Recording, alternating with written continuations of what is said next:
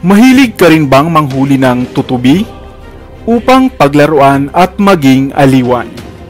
Minsan pa nga ay tinatalian mo ang buntot nito at pagkatapos ay papaliparin na animoy saranggola. Subalit maaaring pagkatapos mong mapanood ang videong ito at malaman ang mga lihim na karunungan tungkol sa mga tutubi ay mapapaisip ka na muna bago mo sila hulihin. Hello, what's up? Your best here. Sa videong ito ay isa-isahin natin ang 7 kaalaman tungkol sa mga tutubi na maaaring hindi mo pa alam o hindi mo pa naririnig. Kaya kung bago ka pa lamang sa ating channel, ay huwag mong kalimutan na pindutin ang subscribe button at ang notification bell upang lagi kang updated sa aking mga bagong uploads. Ang tutubi ay isang uri ng insekto na mayroong 4 na pakpak, 6 na mga paa, mahabang buntot at ulo na gaya ng isang robot. Ang tutubi ay tinatawag ring Anisoptera na ang ibig sabihin ay hindi pantay na mga pakpak, sapagkat masigit na malaki ang dalawa nitong pakpak sa hulihan. Sila ay mayroong iba't ibang kulay, hugis at laki, depende sa klase. Ang ilan nga sa aming probinsya ay tinatawag na tutubing karayom o tutubing parang. Ikaw, sa inyong lugar, ano ang ibang pangalan ng mga tutubi? At batid ko na maging ikaw man ay napasaya rin ng mga tutubing ito noong kabataan mo pa sa probinsya. Madalas ay inuhuli natin sila, tinatalian sa buntot at pinuputulan ng mga pakpak. At kahit itanggi mo pa ay alam na alam ko ang totoo. Dahan-dahan kang nag-aabang sa likuran nila at unti-unting inilalapit ang kamay o ang iyong mga daliri upang hulihin ang kanilang mga buntot. Subalit mayroong 7 sikretong bagay na maaaring hindi mo pa alam at hindi na ituro sa atin sa eskwelahan tungkol sa mga mumunting tutubing ito. Number 1. Ang mga mata ng tutubi. Sa buong katawan ng tutubi, ang mga mata nito ang pinakapambihira. Sinasakop nito ang halos buong ulo. Ang mga mata ng mga tutubi ay nagtataglay ng mahigit sa 30,000 na mga facets at ang bawat isa rito ay mayroong lens na nagbibigay sa kanila ng kakayahang makakita. Bagaman mayroon silang blind spot sa likurang bahagi ng kanilang ulo, ay halos 360 degrees rin ang nakikita ng kanilang pabilog na mata. Na ang ibig sabihin ay nakikita nila ang mga bagay-bagay sa kanilang harapan at sa kanilang likuran. Number 2. Fastest flyers. Sa maniwala ka at sa hindi, ang mga tutubi ang siyang pinakamabilis lumipad sa lahat ng klase ng mga insekto.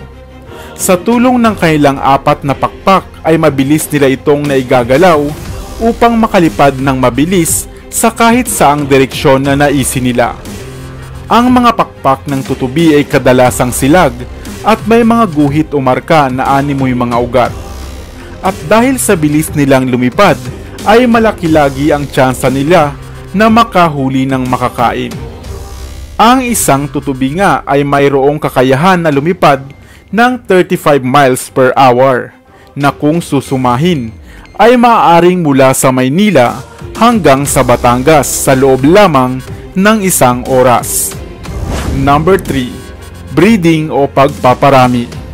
Gaya ng ibang hayop, mayroon ring sariling pamamaraan ng pagpaparami ang mga tutubi. Ang mga lalaking ang tutubi ay mayroong 2 genitalya. Una ay matatagpuan sa buntot nila at ang pangalawa naman ay sa itaas na bahagi nito. Subalit ang mga babae naman ay may iisa lamang na genitalya. At ito ay matatagpuan sa mga buntot nila. At sa panahon nga ng kanilang pagpaparami, ay inililipat ng lalaking tutubi ang kanilang similya buhat sa primary genitalia patungo sa secondary genitalia sa pamamagitan ng pagbaluktot ng mga buntot nito. At kasunod nito ay maghahanap na sila ng mga babaeng tutubi habang lumilipad. At kapag mayroon na silang nagustuhan o natipuhan, ay iaangkla nila ang kanilang mga buntot sa leeg ng mga babaeng tutubi na maaaring tawagin nga nating foreplay ng mga tutubi. At kung maibigan ito ng mga babae, ay kusa na niyang ibabaluktot ang kanyang genitalia o buntot patungo sa secondary genitalia ng lalaking tutubi upang tanggapin ang similya ng lalaking tutubi na nasa secondary genitalia nito. At ganito ang pamamaraan ng kanilang pagpaparami. Number 4. Lifespan o life cycle ng mga tutubi. Mayroong tatlong yugto o cycle sa buhay ng mga tutubi: ang pagiging egg, nymph at adult. Iniiwan ng mga inahing tutubi ang kanilang mga itlog sa mga katawan o dahon ng halaman na malapit sa tubig, sa sapa, sa tabing ilog o sa mga lawa. At ito ay mapipisa naman sa loob ng 2 hanggang 5 linggo. Kapag ito ay napisa na, ang itlog ay magiging larva o nymph at maninirahan sa ilalim ng tubig. Doon sila mamumuhay sa loob ng 2 hanggang 3 taon o higit pa. Nabubuhay sila sa pamamagitan ng pagkain ng mga maliliit na isda o hayop sa tubig gaya ng tadpole, hipon at mga kauri nilang nymphs.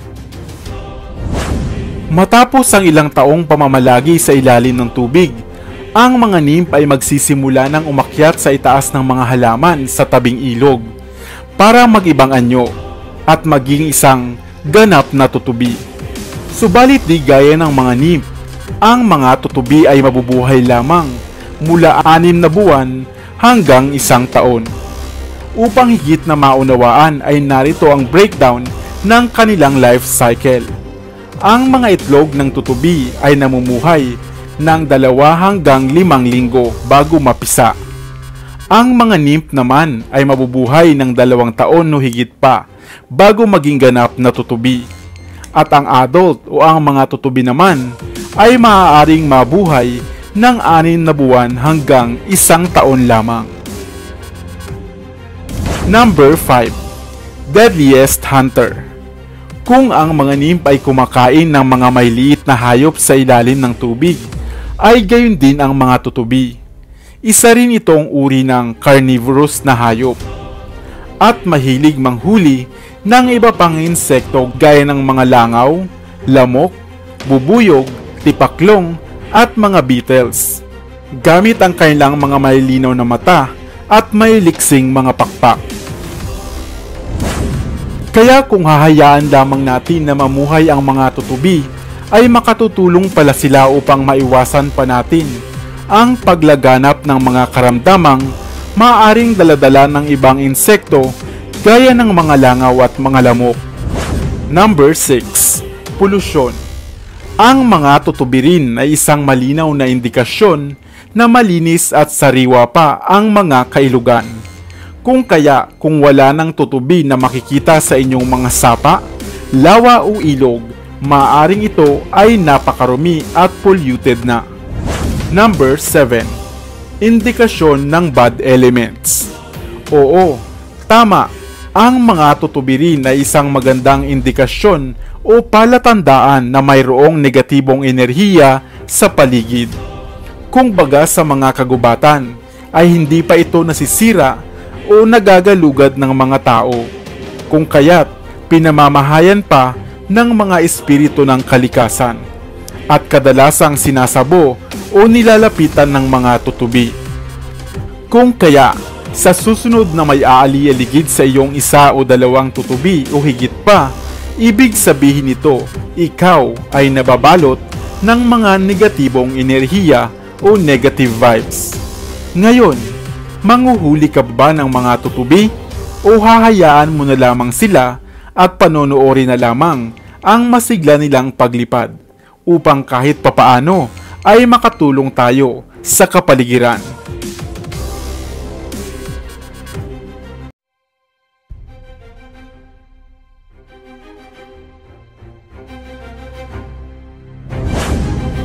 Nakakita ka na ba ng bagay na ito? Pagmasdang mabuti, ito ay animoy mga puting bilog na bato at nagtataglay ng mga kakaibang disenyo, marka at kulay. At kung kayo nga ay laking dalampasigan o tubong probinsya, maaaring ito ay nakita mo na nga. Subalit batin nyo ba na ang munting bagay na ito ay may iba pa palang gamit at mga halaga? Hello, what's up? Your best here. Sa videong ito ay ating kilalanin ang isang klase ng pampaswerte o pamproteksyon buhat sa karagatan. Ito ay ang tinatawag na mata ng karagatan.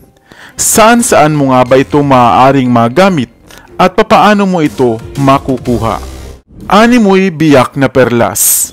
Mayroong kakaibang kulay sa harap at spiral na linya naman sa likuran. Ano nga ba ang bagay na ito?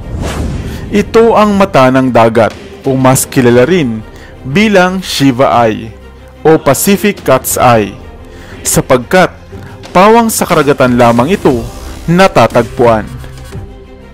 Ang bagay na ito ay nagsisilbing ang takip, trapdoor o operculum ng mga suso o snail na kung tawagin ay turban snail. Ang bagay na ito ay gawa sa calcium carbonate at mayroong mapuputing kulay at spiral mark sa likuran, habang mayroong kakaibang mga marka naman at kulay na animo nga ay cat's eye sa harapan. Subalit ano nga ba ang espesyal sa bagay na ito? Gaya ng ngalan nito na Shiva's Eye, ang batong ito ay siyang ngalan ng Diyos ng mga Hindu na si Lord Shiva. Ito ay pinaniniwalaan ngang isang mainam na good luck at pang-akit ng swerte o good fortune. Ayon din sa ilang folkloric na impormasyon, ito raw ay isang mermaid's money. Kaya naman napakainam nitong gamitin sa pangingisda at sa paglalakbay sa katubigan, para nga sa masaganang huli at maayos na paglalakbay. Sapagkat ito ay elementong buhat nga sa karagatan o katubigan, ang pagkakaroon nito ay maghahatid sa iyo ng proteksyon at maglalayo sa iyo sa ilang masasamang elemento sa paligid.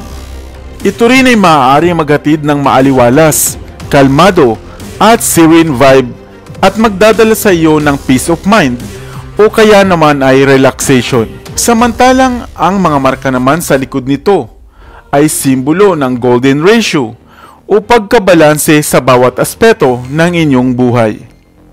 Marapat na ito ay linisin muna, basagan ng basbas at lapatan ng dasal bago gamitin, upang ito ay mas maging epektibo. Na maaari ngang ilagay sa wallet o sa inyong bag at dalhin saan ka man magpunta bilang proteksyon nga sa paglalakbay. Ikaw, nakakita ka na ba ng batong ito sa inyong kinakain na mga seashells? Subalit lagi pa ring tatandaan na ang mga pampaswerteng bagay katulad nito ay gawin lamang nating gabay, dahil kailangan pa rin nating magsipag at magsikap at sabayan ng dasal upang makamit natin ang minimithing maginhawang pamumuhay. Sana ay may bago kang natutunan sa videong ito. Iwan ka naman ng comment sa comment section sa ibaba. I-like at i-share mo na rin para naman sa kaalaman ng iba.